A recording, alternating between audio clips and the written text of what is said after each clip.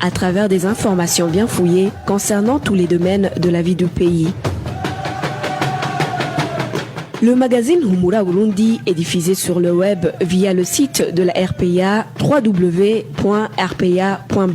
Humura Burundi.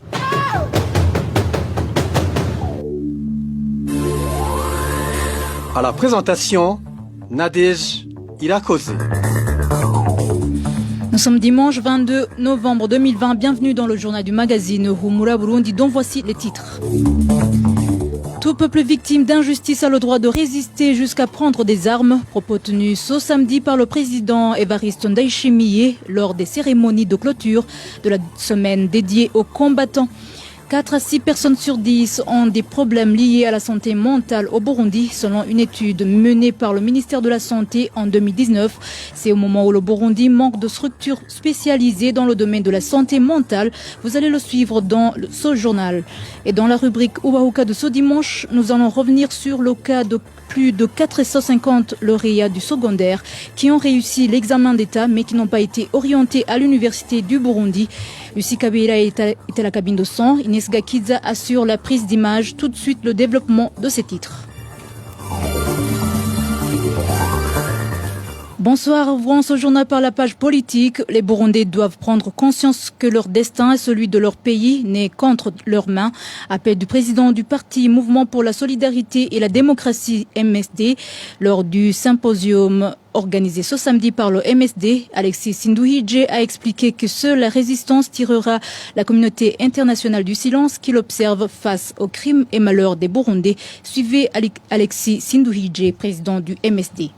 Notre espoir dans l'avenir est notre conviction qu'aucune force ne peut vaincre un peuple conscient et qui veut être libre. Aujourd'hui, les Burundais seuls font face à une dictature atroce qui leur impose le choix entre la mort et la prison, la torture et l'expropriation, l'exil et l'humiliation, tandis que le monde regarde dans sa tendre indifférence habituelle. Le monde écoute aussi, sans réagir, les discours d'appel au meurtre des membres de l'opposition par les plus hautes autorités de l'État. Et pour bien serrer la vis et étouffer la colère populaire, le régime de CNDD-FDD déploie des miliciens extrémistes issus de la jeunesse du parti Les Imbonerakure. Et ceux-ci font le travail dans l'absence totale de tout témoin. La presse a été muselée et persécutée, la société civile forcée à l'exil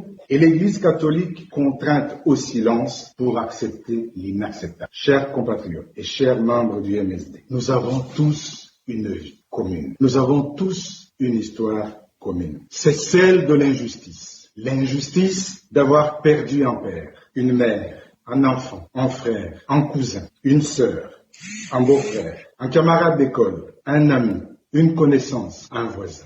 Au MSD, nous ne sommes pas de ceux qui demandent à la communauté internationale de faire ce qu'elle doit faire. Nous ne sommes pas non plus de ceux qui demandent aux Africains de résoudre nos problèmes. Nous ne sommes pas non plus de ceux qui vont rappeler à nos voisins leurs responsabilités. Mais nous sommes de ceux qui vous disent, à vous les Burundais, de vaincre la peur pour résister contre le régime du CNDD-FDD. C'est notre résistance qui réveillera le monde entier pour nous écouter. C'est notre résistance qui parlera à l'Afrique. Et c'est notre résistance que nos voisins vont entendre. J'appelle donc tous les Burundais à la résistance, même discrète, parce qu'elle est notre survie, elle est notre vie. C'était Alexis Sinduhije, président du parti MSD. Le président Évariste Ndayishimiye légitime la résistance du peuple victime d'injustice. Dans son discours de clôture de la semaine dédiée aux combattants, le numéro 1 burundais a expliqué qu'en pareille situation, la résistance même armée est justifiée. Suivez le président Évariste Ndayishimiye. Il a été repris en langue française par Inès Gakidza. Icambere gitera intambara mu gihugu n'akarenganyo La première cause de la guerre dans un pays, c'est l'injustice. Le peuple injustement traité finit nécessairement par se défendre. Le pays appartient à tout le peuple, de même que les richesses d'un pays. Un peuple maltraité a le droit de se défendre. C'est pourquoi la lutte armée des années antérieures n'a pas été condamnée. Ici, je m'adresse aux dirigeants du pays. Ayez à cœur de bien traiter le peuple. Tout dirigeant, qui qu'il soit, où qu'il soit, peu importe son poste, sachez que tu es au service du peuple et que, victime d'injustice, le peuple a le droit de te renverser. atabatunganirije naho barafise uburenganzira bwo kumwikurako. Icya kabiri gituma haba umudugararo mu gihugu ni kwigungirako itunga ry'igihugu. La deuxième cause d'instabilité dans un pays est le non-accès aux richesses du pays. C'est pourquoi le nouveau régime, nous avons décidé d'agir comme des parents.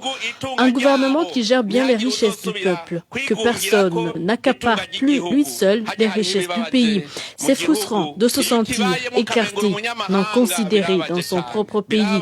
Rien n'est plus frustrant que quelqu'un qui profiterait de tes richesses sans ton accord, sans même que tu y aies accès. Je profite donc de l'occasion pour rappeler aux dirigeants qu'il est strictement interdit de maltraiter le peuple et de s'emparer de toutes les richesses du pays.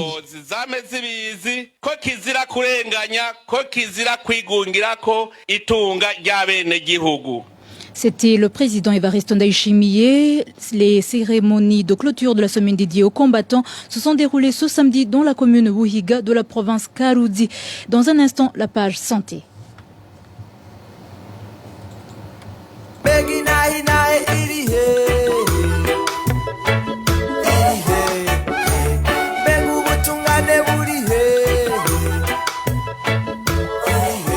RPA reste solidaire avec les journalistes du groupe de presse Iwachu, Agnès Ndirubusa, Christine Kamikazi, Terence Modenzi et Egide Harerimana en détention depuis le 22 octobre 2019.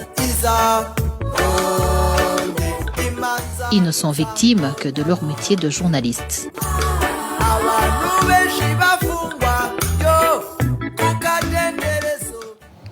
En page santé, le Burundi accuse un manque notoire des hôpitaux et autres structures spécialisées dans le domaine de la santé mentale, constat du chargé des programmes au sein de l'ONG Village Health Action, regroupant des jeunes médecins et psychologues. C'était ce samedi dans le cadre d'un travail de sensibilisation en faveur de la santé mentale au Burundi. Selon une étude du ministère de la Santé datant de 2019, 4 à 6 personnes sur 10 ont des problèmes liés à la santé mentale, alors qu'il n'y a qu'un seul centre neuropsychiatrique professionnel.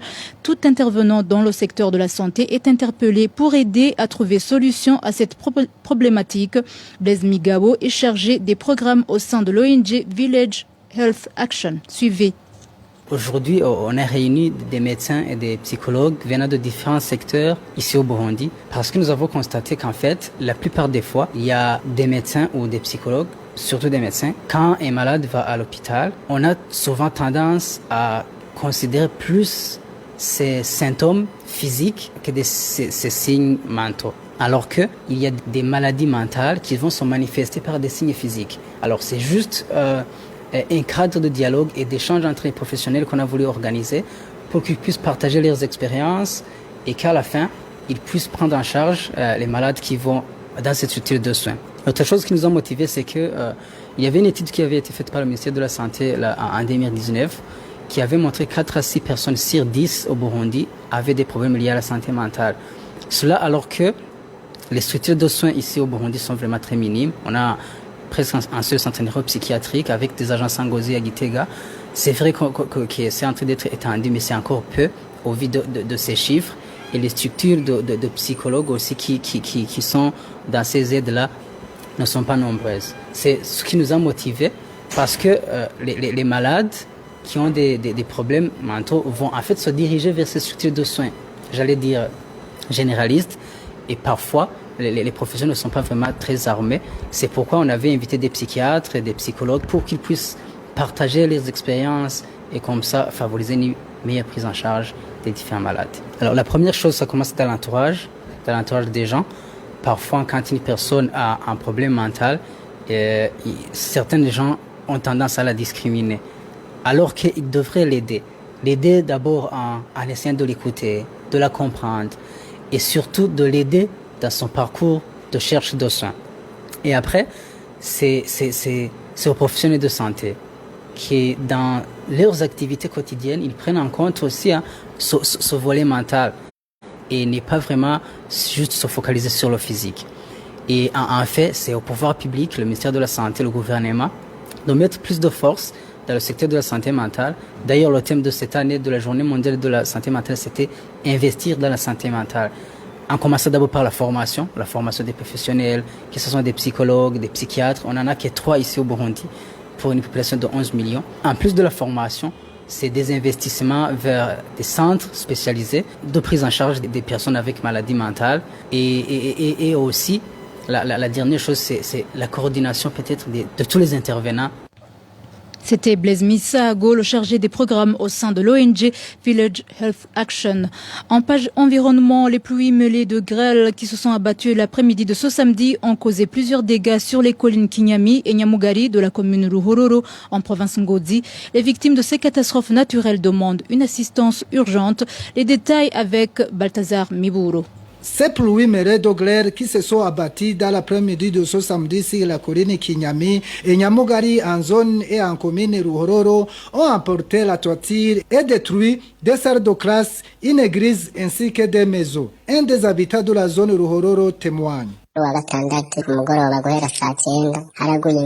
Ces pluies se sont abattues ce samedi de 15h à 16h passées d'au moins 20 minutes ont fait plusieurs dégâts. Une salle de classe de la 9e année au lycée communal Ruhororo et une salle de réunion ont été détruites. La toiture de l'église catholique située sur la colline Nyamugari et celle de 2 maisons d'habitation a été emportée.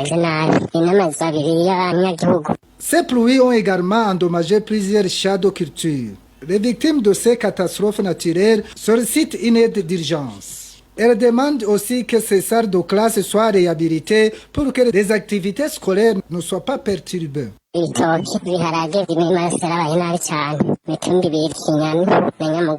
Toutes les plantations de bananiers et de haricots ont été détruites sur les 2 collines Kinyami et Nyamugari. Nous demandons aux administratifs de nous venir en aide et aussi pour le bien de nos enfants. La rédaction de la RPA a contacté à ce propos Mamer Tebirukundi, administrateur de la commune Ruhororo, mais elle n'a pas voulu s'exprimer. Merci Balthazar Miburo. Parlons société d'état d'immondice s'observe dans différentes rues de la zone Chibitoke en commune urbaine Nahangwa. Depuis plusieurs mois, les sociétés de ramassage des déchets ménagers ne le font plus, craignant d'attraper les maladies des mains sales.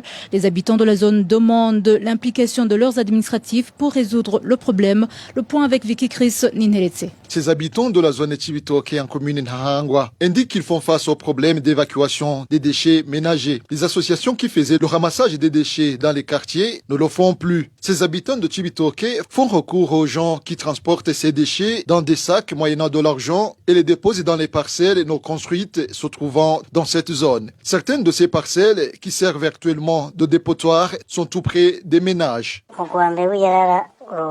Le premier tas d'immondices se trouve entre l'avenue qui sépare les zones Ngagara et Chibitoke à côté de la rivière Nyabagere. Il y a beaucoup de déchets car ces gens les y déposent tous les jours. L'autre tas d'immondices se trouve à la 14e avenue. Elle est entre le numéro 36 et 38. Ces immondices sont tout près des maisons d'habitation. Cette question des immondices a été soumise aux autorités locales, mais elles n'ont pas trouvé solution, précisent ces habitants de Chibitoke. Auparavant, il y avait des associations qui utilisaient leurs véhicules pour transporter ces immondices. Ils prenaient des déchets, avenue par avenue, et on payait mensuellement. Mais ces associations ne passent plus. Nous l'avons signalé aux autorités, mais ils nous ont signifié qu'ils ne savent pas pourquoi ces véhicules ne font plus leur travail. Ils demandent que ce problème soit résolu afin d'éviter les maladies des mains sales. Vous voyez qu'on est dans la période pluvieuse. Nous craignons d'attraper les maladies de messales. C'est pourquoi nous demandons à toutes les autorités habilitées de sortir de leur silence pour trouver solution au problème. À ce propos, nous avons contacté Evelyne Ninahazwe, chef de zone Chibitoke, mais elle n'a pas voulu s'exprimer. Merci Vicky Chris. Neretse, à présent dans notre série de reportages sur l'état des ponts se trouvant dans différents coins du pays.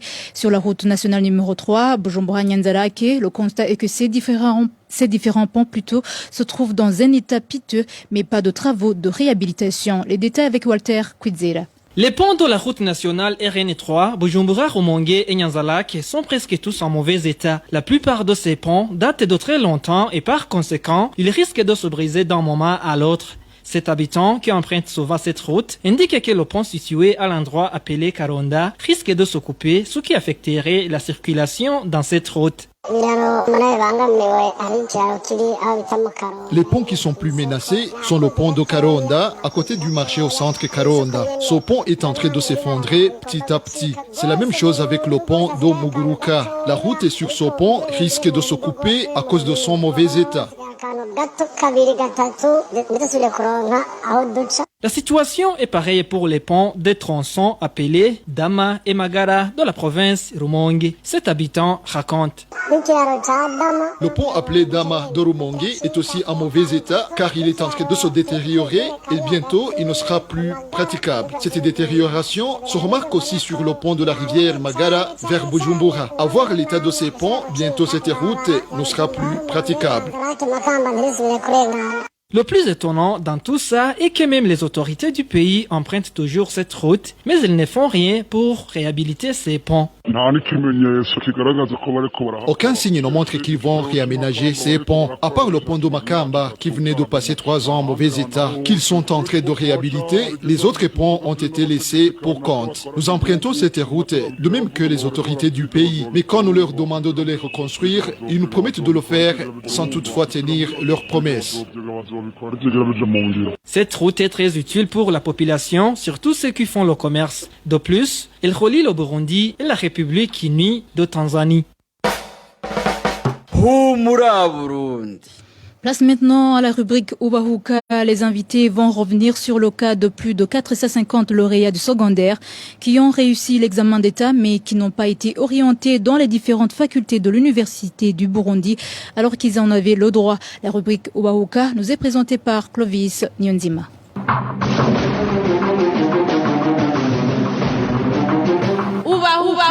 Ubahuka.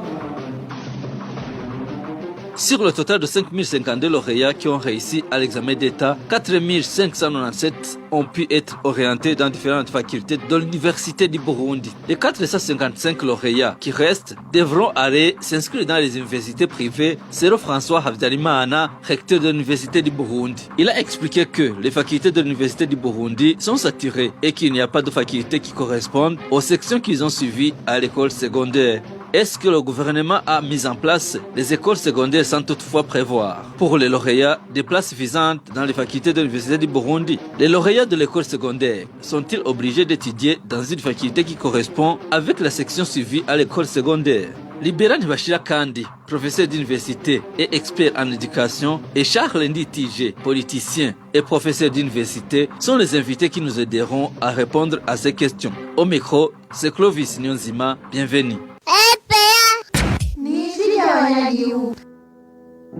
Au cours d'un point de presse sur la situation d'orientation des nouveaux lauréats dans les facultés de l'Université du Burundi, le recteur de l'université a précisé que parmi les lauréats qui ont réussi à l'examen d'État, il y en a ceux qui n'ont pas été orientés, ce que ces derniers ne comprennent pas. Mon confrère Walter Kwizera nous en dit plus.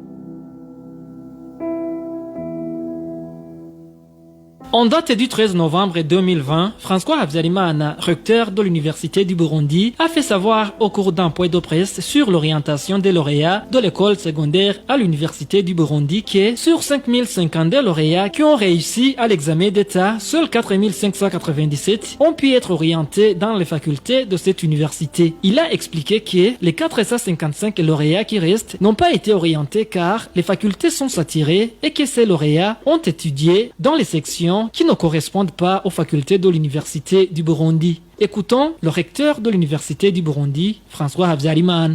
Sur un total de 5052 lauréats de l'examen d'État édition 2019 qui se sont fait inscrire pour l'orientation, 4597 ont été orientés. Malheureusement, 455 candidats n'ont pas été orientés pour les raisons suivantes.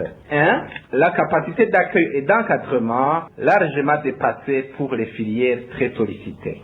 2. Le manque de correspondance entre les sections suivies au poste fondamental et les filières organisées à l'Université du Burundi. Vous comprenez que l'harmonisation des filières au poste fondamental et à l'Université du Burundi constitue un des défis majeurs. Il y a une autre voie, c'est de chercher des places pour ceux qui le peuvent, bien sûr, dans les universités privées. Toutefois, les lauréats qui n'ont pas été orientés disent ne pas comprendre comment ils réussissent à l'examen d'État, mais ne parviennent pas à être reçus à l'Université du Burundi. Et d'ajouter qu'ils n'ont même pas des moyens pour payer les universités privées, précise un de ces lauréats.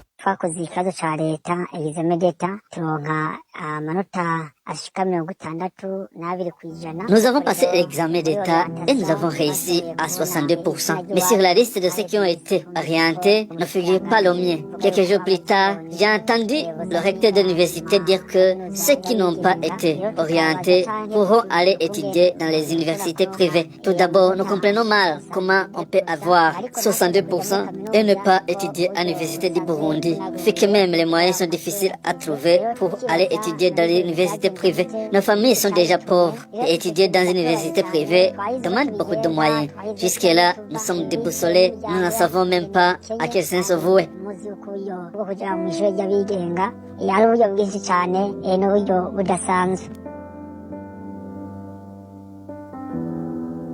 L'objectif de l'examen d'État est de limiter le nombre de lauréats à accueillir à l'université selon sa capacité d'accueil. Propos de Libera Ntibashira Kandi qui ajoute que c'est incompréhensible que des lauréats ayant réussi à cet examen ne soient pas reçus à l'université. C'est bizarre qu'il y ait 455 élèves qui ne sont pas orientés, exclus d'une certaine manière par le système. La première question que je me pose, quel est le profil de ces élèves? Quelles sont les sections qu'ils ont suivies? Ils ont étudié dans quel établissement? Ils sont originaires de quel coin du pays? En fait, il faut avoir le profil pour comprendre ce qui est caché derrière et pour comprendre les critères qui ont été mis en place pour choisir 455 ne sont pas orientés. Autre observation, l'examen d'État a un double objectif. Le premier objectif, c'est effectivement de vérifier si les lauréats du secondaire ont des capacités, maîtrisent les prérequis nécessaires pour aborder le cursus universitaire. Ça, c'est le premier objectif d'un examen d'État. Le deuxième objectif, c'est de limiter le nombre d'étudiants selon les capacités d'accueil. Alors, il y a une contradiction. Au cours des années antérieures, le pourcentage pour réussir était fixé sur base des capacités d'accueil. Cette année, pourquoi on n'a pas fixé le taux de réussite sur base des nombres disponibles? Il y a tellement de questions que l'on peut interpréter qu'il y a des raisons politiques qui sont cachées derrière cette décision. Autre élément qui dérange, qui interroge, le recteur l'a bien dit, manque de correspondance entre les sections suivies par les 455, les facultés qui sont organisées à l'Université du Burundi. Ça, c'est une blague de mauvais goût, parce que on n'est pas obligé d'être orienté, disons, à la faculté des sciences. Si on a fait les lettres, de mon temps, j'ai fait la Polytechnique, mais il y avait des camarades de classe qui avaient suivi les sections de langue, les lettres modernes. Et donc, l'argument ne tient pas debout. Il y a quelque chose qui est louche et que on devrait comprendre sur base des profils des 455 élèves non orientés. Et malheureusement, je n'ai pas de réponse. Je crois que l'histoire nous le dira finalement. Charles Nditije aussi fait le même raisonnement. Il déplore qu'un tel nombre de lauréats ne soit pas orienté à l'université et parle ainsi d'une mauvaise organisation du secteur de l'éducation. Évidemment, c'est une situation très déplorable pour ces élèves et pour les parents et pour le pays aussi. C'est une perte sèche parce que les parents, l'État ont investi dans la formation de ces élèves. Et c'est d'autant plus inquiétant et plus malheureux que ces élèves pensent avoir un diplôme. Par conséquent, qu'ils ont droit soit à poursuivre leur formation universitaire, soit à trouver un emploi, et ce qui n'est pas le cas au Burundi. Un élève qui commence le primaire pense que sa carrière académique va se terminer à l'université, ce qui est impossible. On ne peut pas former tous les jeunes primaires et secondaires pour qu'ils arrivent à l'université. On devrait normalement, au lieu de privilégier l'enseignement général, privilégier plutôt l'enseignement technique pour que après le cycle inférieur, après l'école fondamentale, on puisse faire une année ou 2 ans, ce qu'on appelle les techniciens de niveau A3, A2, A1, qui puissent effectivement apprendre un métier dont on a besoin dans différents secteurs, que ce soit au niveau de la construction, au niveau des routes. On n'a pas que des ingénieurs, on a besoin de techniciens de niveau intermédiaire. Et c'est cela qui manque au pays, donc c'est cela qui pose problème. Donc, primaire, secondaire, université, c'est impossible, mais pour les pays les plus développés, c'est pas comme ça que ça fonctionne. Il faut privilégier l'enseignement technique qui donne accès à des emplois, parce que le problème, c'est d'avoir de grandes connaissances, c'est plutôt d'avoir des compétences, d'être employable. Qu'est-ce que je peux faire après le secondaire? Qu'est-ce que je peux faire à l'université?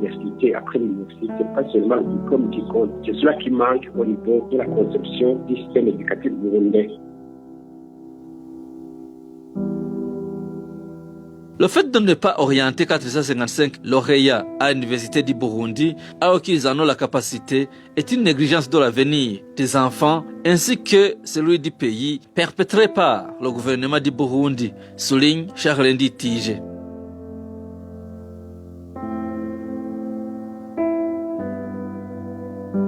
La première responsabilité revient bien sûr à l'État et son dysfonctionnement qu'il faut revoir, parce que quand on crée effectivement des filières, des sections dans les écoles secondaires, soit ces filières dont à finalité, ces sections sont à finalité technique et professionnalisante. Et dans ce cas-là, celui qui termine cette formation secondaire technique a accès à un emploi parce qu'il a des compétences techniques. Si ce n'est pas le cas, s'il y a des sections qui sont créées et qui n'ont pas de finalité professionnelle, technique, il faudrait qu'on crée parallèlement des sections ou des facultés ou des instituts spécialisés qui répondent à ces formations poursuivies au niveau de l'école secondaire. Ce n'est pas le cas malheureusement et qui pose problème. Donc si on a par exemple des sections comme hôtellerie et tourisme, il faut que ces formations donnent accès directement à l'emploi. Sinon, il faut créer des sections, des instituts supérieurs en fonction. Et cela n'est pas prévu parce qu'il n'y a pas de planification,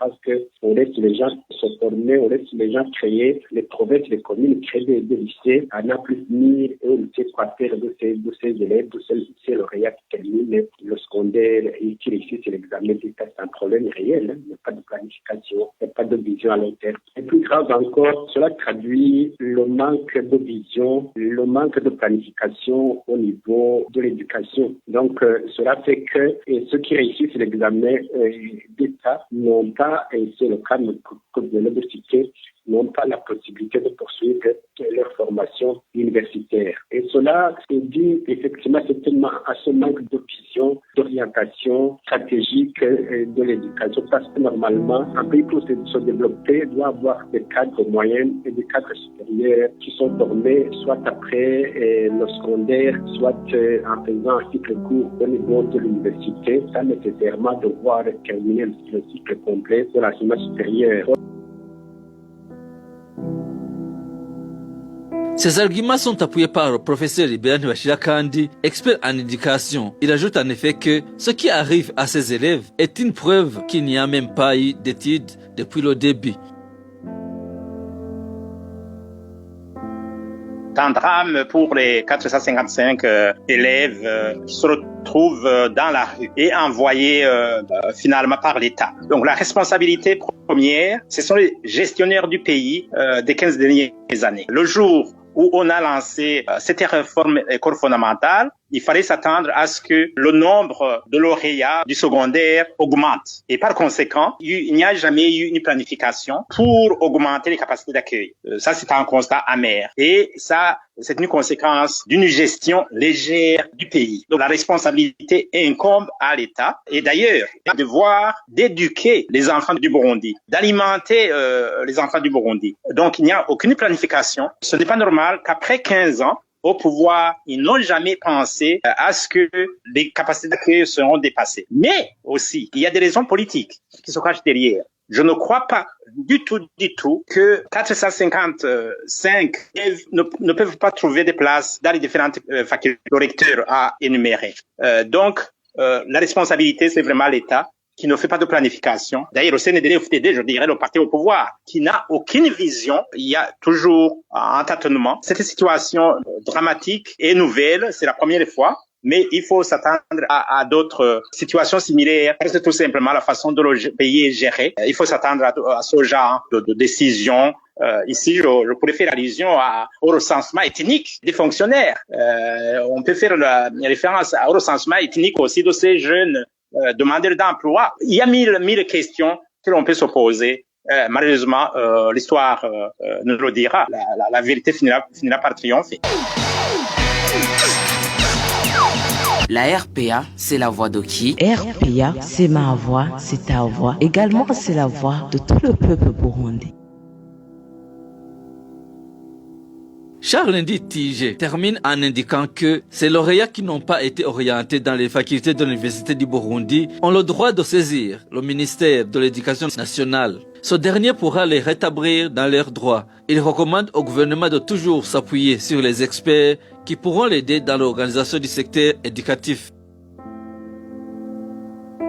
Déplorer leur situation. Je pense qu'ils devraient quand même faire un recours auprès du ministère de l'enseignement supérieur, exiger qu'il soit cadré quelque part. C'est quand même quelque part en droit, mais est-ce que ces places vont être trouvées comme par un coup de baguette magique?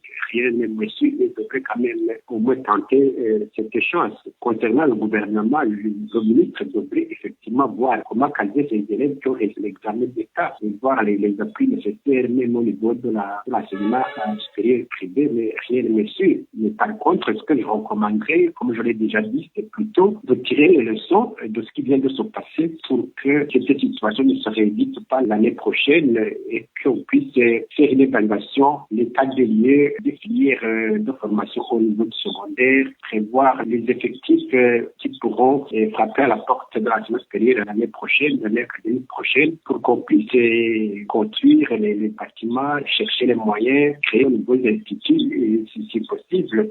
En tout cas, ça devrait être la priorité des priorités parce que quand il n'y a pas un bon système éducatif, il n'y a pas de développement. Donc, même si on ne sait pas le faire dans 2 ans, on devrait normalement mettre en place des experts qui puissent faire l'état des lieux, évaluer la situation et proposer des alternatives pour que cette situation puisse s'arrêter d'ici quelques années et pas laisser les choses empirer. Pour professeur Ibn Bachir Kandi, le grand défi à relever est le manque de moyens. Il indique que le gouvernement est pauvre et que par conséquent, il devrait rétablir l'ordre dans le pays afin de ramener les bailleurs de fonds dans le pays. Il termine en demandant au gouvernement de faire son possible pour que ces 455 lauréats puissent poursuivre leurs études à l'université car c'est leur droit. Ces 455 élèves, ils ont un droit d'être orientés comme les autres. Il n'y a pas de 2 poids 2 mesures, c'est vraiment leur droit. Et ici, leur droit est violé. Ils peuvent porter plainte devant les juridictions nationales parce que ce n'est pas évident au Burundi. Deuxièmement, l'État, sa mission première, c'est d'éduquer les enfants du pays. Et on sait très très bien les caisses de l'État sont vides. Ça, c'est probablement une des raisons pour laquelle 55 élèves ont été exclus du système en fait universitaire. Ce qui doit être fait, l'État doit accepter de créer des conditions pour que les bailleurs de fonds puissent aider le Burundi. Et là, les conditions sont connues. Il faut un dialogue entre les Burundais pour trouver des solutions adéquates à cette situation de crise. Il faut libérer les prisonniers politiques. Il faut créer des conditions pour que les réfugiés puissent rentrer.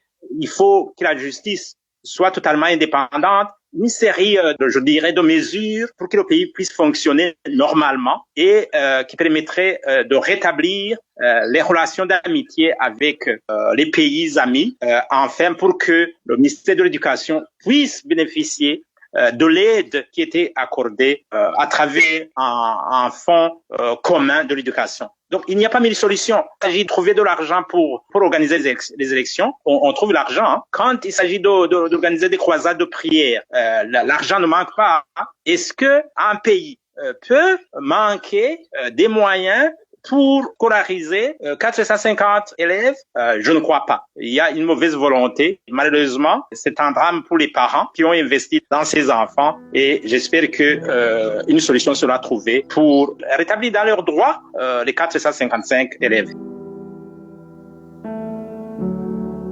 C'est par ici donc que nous clôturons la rubrique Ubahuka de ce dimanche 22 novembre 2020 qui était centrée sur la non-orientation de 455 lauréats dans les facultés de l'Université du Burundi. Comme vous l'avez suivi, le but de faire passer l'examen d'État aux élèves est de les ramener à démontrer leur capacité à étudier à l'université. C'est aussi pour pouvoir accueillir le nombre de lauréats qui correspond avec la capacité d'accueil de l'université. Merci aux invités pour le temps qu'ils nous ont accordé. Merci à vous aussi qui nous suivez. Au revoir et à la prochaine. Ubahuka. Ubahuka. Ubahuka.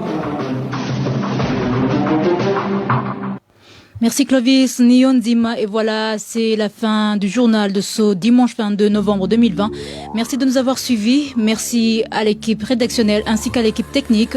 À la présentation, vous étiez avec Nadège et la Kodze. Excellente soirée à tous.